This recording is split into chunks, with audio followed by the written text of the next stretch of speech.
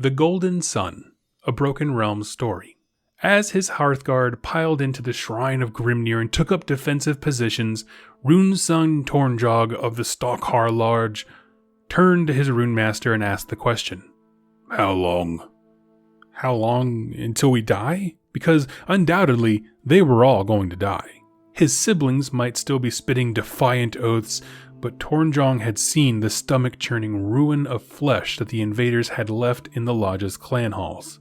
The legacy of the Stalkar was finished, even if they somehow won this battle. Still, each inch of ground would be paid for in blood. This, he swore. "Seconds? Minutes, maybe," the priest shrugged. His flippant tone saw Tornjog chuckle. The Rune-Son made as if to reply and stopped dead. He was not the most handsome of his brothers, but the reflection confronting him in the priest's gleaming mask was grotesque. Sagging skin, half-split belly, swollen tongue protruding from an eyeless face. More reflections leered from the shrine's gilded sanctuary, each growing more hideous with every passing moment. Heat filled the space as the rune smiter slammed the butt of his staff against the echoing flagstones, conjuring a wall of fire before the entrance to the hexagonal chamber. Teeth gritted, Tornjog shook off the unease he felt and readied his axe. Approaching were footsteps, not so much slow as languid and almost bored. They echoed from behind the wall of hissing flame, progressively growing closer. Tornjog felt his teeth grinding, fingers drumming on the grip of his weapon. The footsteps stopped at the blazing barrier. The flames rippled and bulged outward. With a roar, they burst apart before reforming, framing a tall figure with a cloak billowing in his wake. Fiery light shone from him so brightly that even Tornjog was forced to look away. But the Fireslayer recovered in time to unhook a throwing axe and add it to those hurled by his Hearthguard. Most burst in midair before the figure. His own spun end over end and on its murderous path. There was a flash of golden movement, and suddenly the invader was holding the axe, its blade inches from his head. As he tossed the weapon away, the Rune-Son beheld the intruder's face. Despite himself, the Dwarden felt his arms slacken. He was beautiful. So very, very beautiful. The vile cruelty dancing in his eyes somehow intensified that fact. "Greetings!" the beautiful death grinned, unsheathing a silvered rapier. "Rejoice, for I am about to murder every last one of you." 66, 67, 68. The last syllable was strained as Shardslash lodged in a screaming Dwarden, objecting fiercely to being forced past the sacred echo of 66. The Geld Prince tutted before ripping the sword free and letting the bisected creature topple. A smirk crossed Sigvald's face before he pirouetted. His blade cut true this time, severing the heads of the two Dwarden leaping at him from behind. Flicking their blood from the demon-forged steel, Sigvald turned to catch another blow on his mirrored shield, lashing out with its wicked rim and neatly slicing another Dwarden's throat. 71. Driving his foot through the mask of the priest he had slain moments prior, shattering the thick skull beneath, Sigvald turned to the last foe, some Dwarden prince. This one was clearly struggling to muster his defiance in the face of Slaaneş's favored son, mouth agog, eyes half-glazed.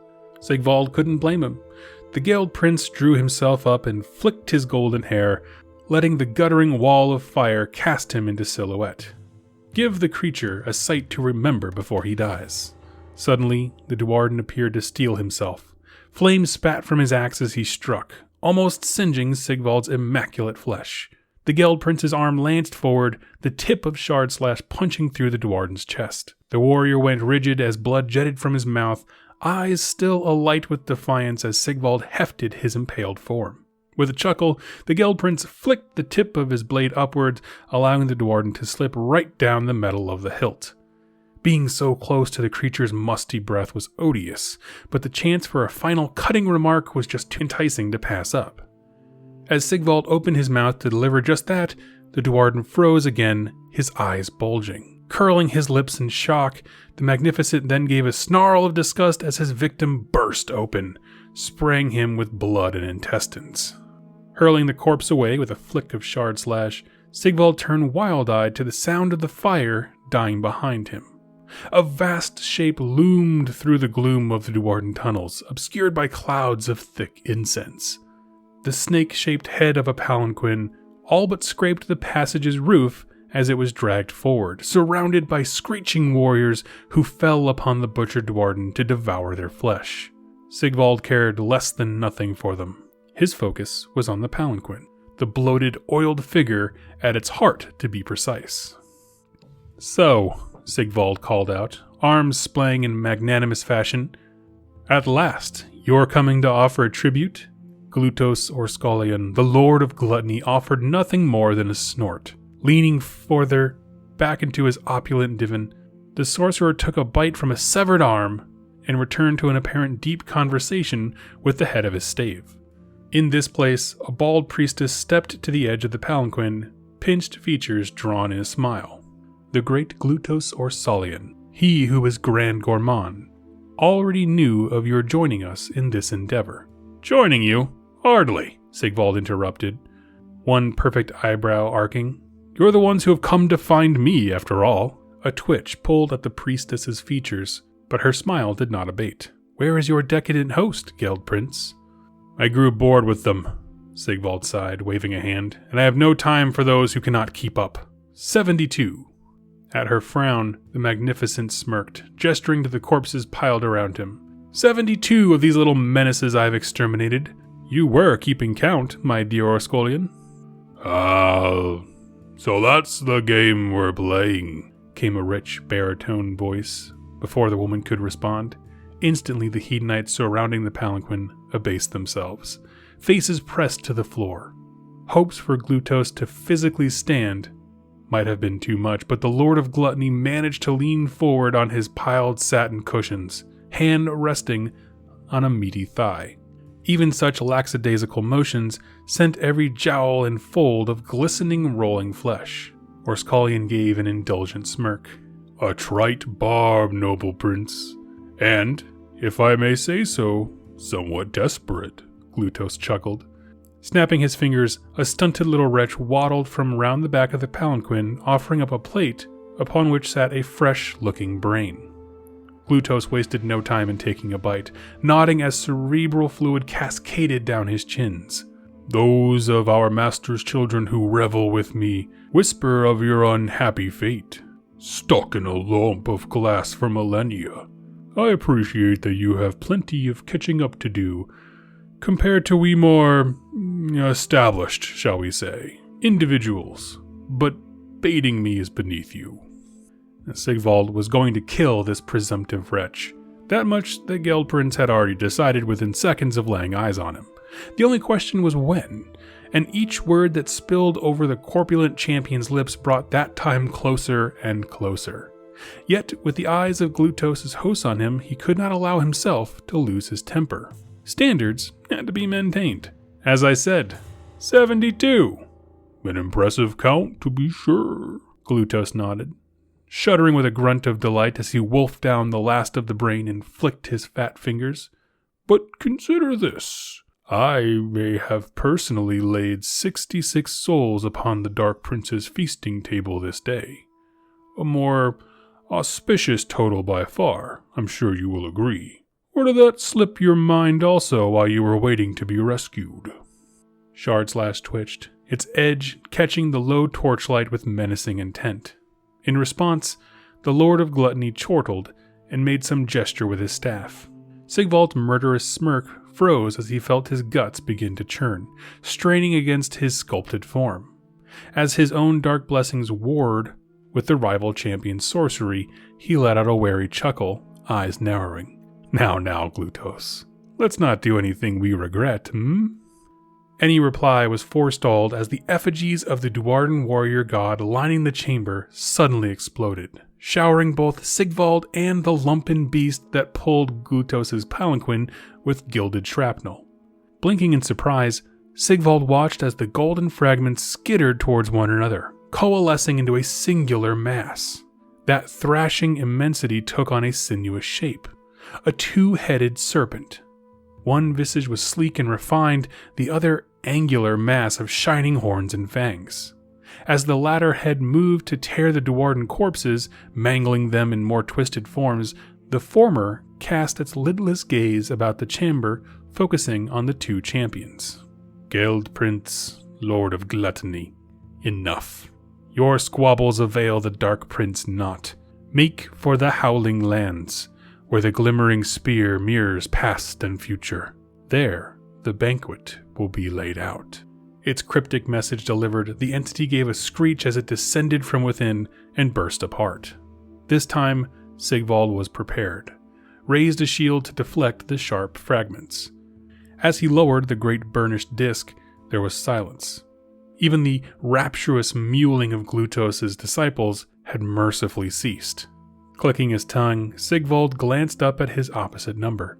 The Lord of Gluttony seemed to be recovering, but the look he shot Sigvald was no less wary for that. Something in it amused Sigvald, his vengeful anger abating, if not forgotten. Snorting, the Geld Prince sheathed his weapon, moving to leave the chamber. He was tired of this place anyway. Well then, shall we? Alright friends, let's talk about this story. I like this one quite a bit. Honestly, anytime I get to see these, larger than life, in Lutos' case literally, characters talk and have dialogue with one another, I feel like it's so entertaining and educational. Like, it just gives you a sense of what that person is like, in context of the story. Like, if you just read the battle tome, you'd have no idea how Glutos would talk, but he's very demeaning to other people around him. I like the fact that he sees himself as an established champion, and he's just eating his way through the mortal realms, as opposed to, like, he talks about Sigvald, who is, like, the ultimate OG Slaanesh dude, like he's a newcomer. And I guess in some sense he technically is. He was trapped away for so long, but the truth is, like, the things that Slaanesh likes and the people he can kill, that stuff never changes, right? That's why Sigvald is timeless. But I loved this idea of having, someone who's I love that word established. I don't know what else to go around with it, but established versus a newbie. Now, here's the thing is, I've mentioned before that I thought Sigvald's reintroduction was the best they've done with bringing an old world character into the current timeline. And I stand by that, and this story just re-emphasizes it, that at this moment, we were given two new champions, Sigvald, a reoccurring character from the old world, and a brand new one in the form of Glutos.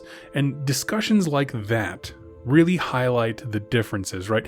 Sigvald, you are a man out of time. You don't know what's going on, and Sigvald's like, I know exactly what's going on.